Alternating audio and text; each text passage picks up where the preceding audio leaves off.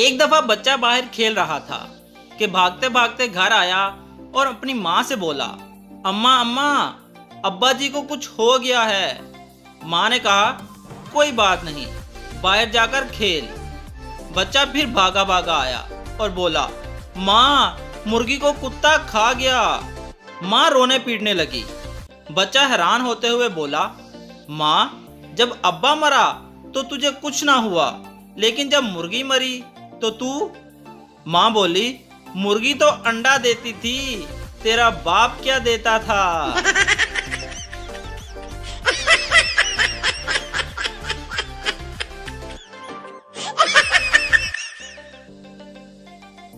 एक तकरीब में एक बच्चा अपनी माँ के करीब आकर बोला, अम्मी अम्मी, ये जो अंकल सामने खड़े हैं, इनके सर पर तो बिल्कुल भी बाल नहीं हैं।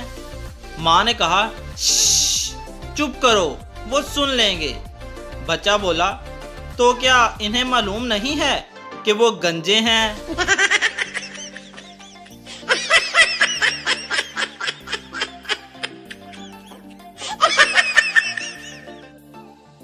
एक साहब ने चौथी शादी की, बीवी घर आ गई तो दूसरे दिन चौथी बीवी को कपड़ों की अलमारी दिखाने लगे। ये साड़ी मेरी पहली बीवी की है, जो शादी के पहले साल ही चल बसी। ये जो शलवार सूट लटक रहा है, ये मेरी दूसरी बीवी का है।